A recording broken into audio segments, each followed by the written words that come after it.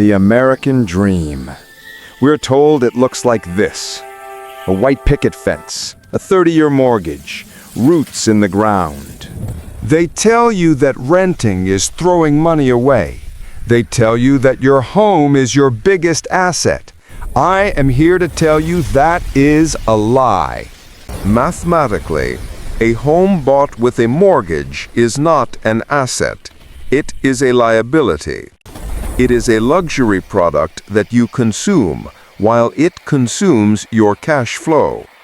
Do you know where the word mortgage comes from? It comes from Old French. Mort means death. Gage means pledge. A mortgage is literally a death pledge. It is a contract where you pledge your labor until you die. Today, I am going to dismantle the bank's trap. I will walk you through the three-step housing protocol that the wealthy use to dominate real estate without becoming a slave to it. But before we initiate step 1, welcome to the channel. If you are new here, we don't do financial advice. We do financial surgery. We cut out the cancer of bad habits and install the systems of the elite. If you are ready to unplug from the matrix, subscribe right now. Join the minority who understands the debt is a weapon and you are currently on the wrong side of the barrel.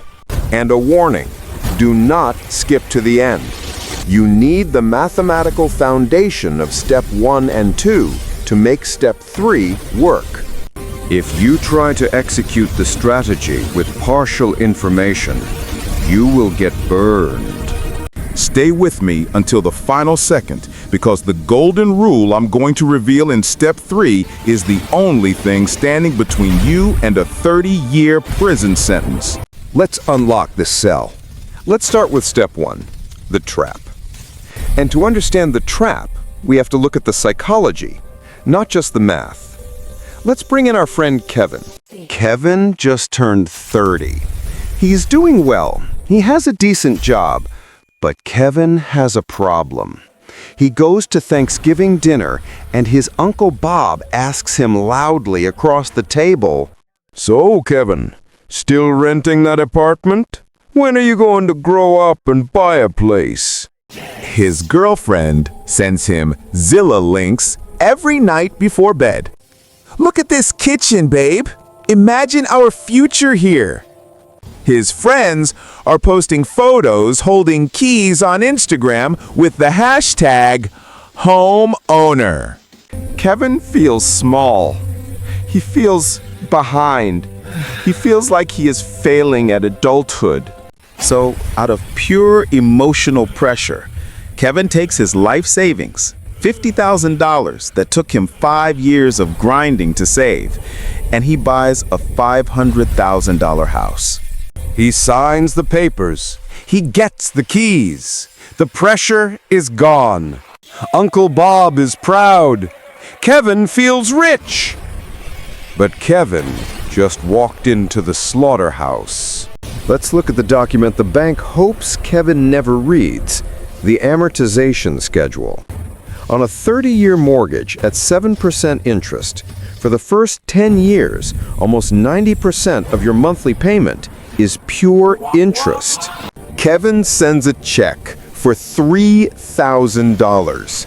$2,800 goes to the bank's profit. $200 goes to actually paying off the house. Kevin isn't an owner. He is a glorified tenant of the bank. But unlike a tenant, when the water heater explodes at 2 a.m. on a Sunday, Kevin can't call a landlord. Kevin pays. When the roof leaks during a storm, Kevin pays. When property taxes jump 20%, Kevin pays. Kevin is now house poor. He lives in a big box to impress his Uncle Bob, but he eats ramen noodles because every dollar of his liquidity is trapped in the drywall. He hates his boss, but he can't quit because the death pledge is due on the 1st. The house owns him. So step 1 is realizing buying a home due to social pressure is the fastest way to destroy your freedom. But the pain doesn't stop at the monthly payment. Step 2 reveals the invisible cost that costs Kevin millions. Step 2 is the soldier test. This is about what Kevin sacrificed to get those keys. Remember that $100,000 down payment? That wasn't just money.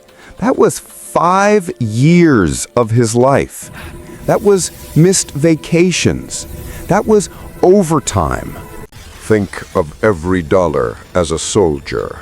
Your job is to deploy your soldiers to capture territory. When Kevin put that $100,000 into the house, he marched his best soldiers into a bunker, poured cement over them, and buried them alive. Dead money, illiquid money. Let's play a game. Scenario A versus Scenario B. Scenario A, Kevin, or the homeowner. Kevin locks $100K in the house. Real estate historically appreciates at 3 to 4% per year. In 10 years, his money is stuck. He is paper rich, but cash poor. If he loses his job, he loses the house. Scenario B, the narrative. The investor. I take that same $100K. I ignore Uncle Bob. I keep renting a nice apartment, keeping my mobility. And I deploy those 100,000 soldiers into the casino strategy, S&P 500, crypto yield, and business. Assets that compound at 10%, 15%, or 20%. In 10 years, Kevin has a house that needs a new roof. In 10 years, my portfolio is worth $400,000 to $600,000, and it pays me passive income every single month. Kevin killed his golden goose to build a nest. I let my golden goose lay eggs, and I used the eggs to pay for my rent. I want you to pause and answer this. If you had $100,000 right now, where would you deploy your soldiers? Would you bury them in cement, house, or send them to war, market? Type cement or war in the comments. Let me know what kind of general you are.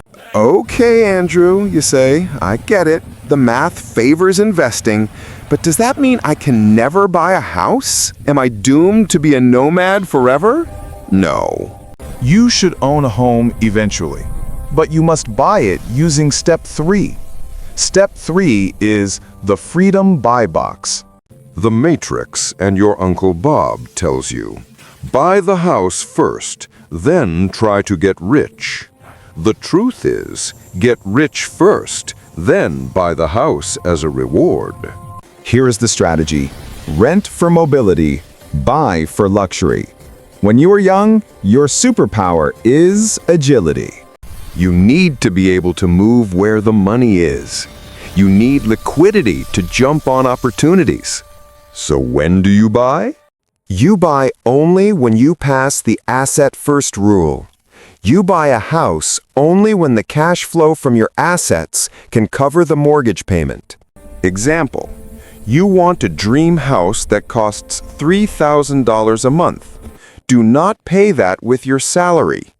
Build a portfolio using step 2 that generates $3,000 a month in dividends or yield. Then use that yield to pay the mortgage. Now your assets are buying the house. You get the house to make your girlfriend happy. You get the keys to show your parents. But you keep your freedom. You keep your soldiers working. Does this shift your perspective? Most people work for their house. I want your money to work for your house. If you agree with this philosophy, type assets first in the chat.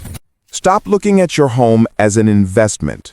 It is a consumption item, like a car, like a nice watch. It costs money to hold. If you want to buy it for your family because you love the neighborhood, do it. But do not lie to yourself and call it investing. Call it what it is, a luxury that you are paying for with your freedom. True wealth is not having a big house and an empty bank account. True wealth is having a small footprint and a massive liquid portfolio that prints money while you sleep. Don't sign the death pledge until you are ready to kill the debt instantly. Now you have the protocol. You know step 1, ignore the pressure. You know step 2, the soldier test. You know step 3, the buy box. But this strategy relies on one critical engine. Where do I put the money in step 2? You decided not to bury your $50,000 in a down payment. Good. But if you leave that money in a savings account, inflation will eat it alive. You need that money to generate 10%, 15%, or 20% yield so it can eventually buy your house. You need to become the owner of the casino. I created a complete guide on exactly where I deploy my soldiers, my capital, to generate the passive income that pays for my lifestyle. The casino strategy. Click here. Deploy your soldiers. Build the machine. Cheers.